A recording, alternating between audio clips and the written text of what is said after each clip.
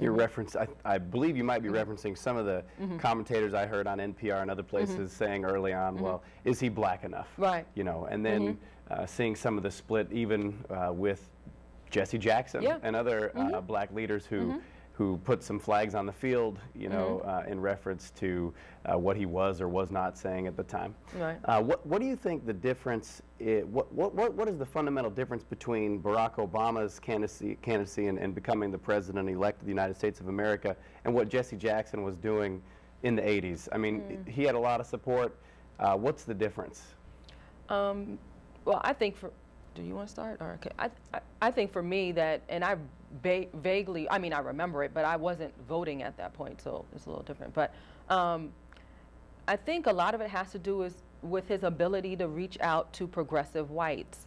And I don't mean the people of his generation, but the younger people, so the people who would have been maybe some of my older cousins' generation, first-time voters, who are not only African Americans, but also people who I grew up with, who are a little bit older than me. And I think that his candidacy, although it was interesting and people were mobilized behind the idea that he might become the candidate for the Democratic Party, there was clearly a sense of limitations with his ability to reach out beyond the African American community. Now, when I speak to my niece, so thinking of my niece as being a little bit older than I was when Jesse Jackson was running his campaign, she didn't see that.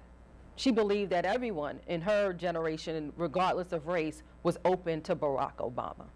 And that generational gap that I saw back in the 80s was not one that, you know, that they saw.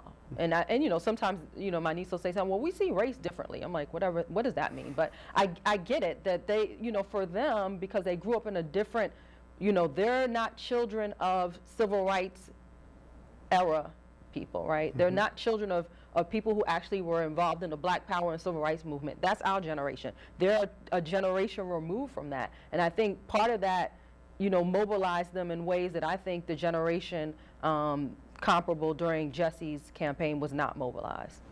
Yeah. Well, I would say, you know, someone who looks at race and politics in a scholarly way, the electoral dynamic of it, I think is important in seeing. This is 20 years ago. Jesse runs in 84 and 88. This is conservatism ascendant now with the election of Ronald Reagan. It is a very reactionary time against policies that affect African American communities, particularly urban African American communities. The 80s is a bad time for most African Americans in that regard. We also see the ascendance of a very ugly racially reactionary politic and rhetoric that demonizes poor African Americans, that demonizes social welfare programs that are at least perceived to aid cities or African Americans or involve issues that are coded with race. So Jesse comes along where the Democratic Party, liberalism is embattled and is hurting, and it's the Reagan era. And he is coming out of that civil rights generation too. He was a part of the civil rights movement. He was a lieutenant of King, although younger than him.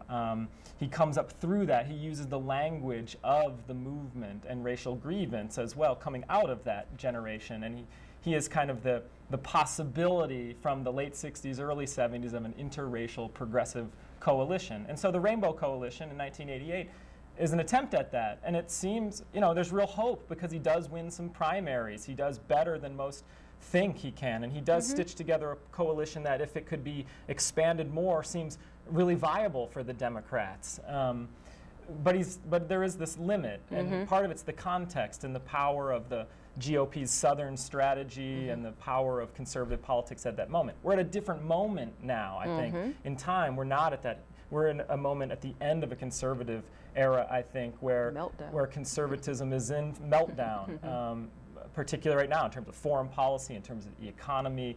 And we're different as a nation. I think we have evolved. We continue to evolve. It's not as steady and even process, but racially we're more diverse. The way we talk about race, and we talk about multiracial people and biracial people and things like this is all new. And so we have a sense that race has a lot of different axes now, not just two, black and white, and it's more complicated.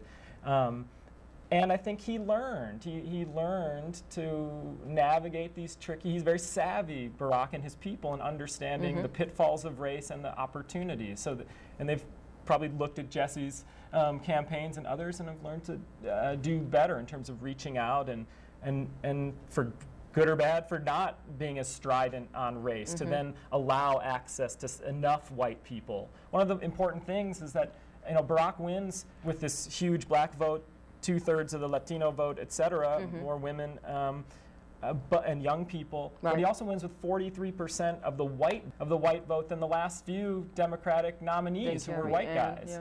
Yeah. So, this coalition, in some ways, it is that rainbow coalition.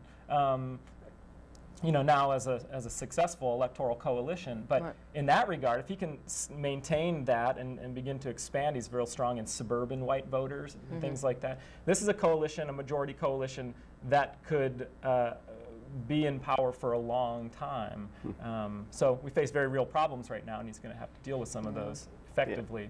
But there's an electoral shift and a context shift.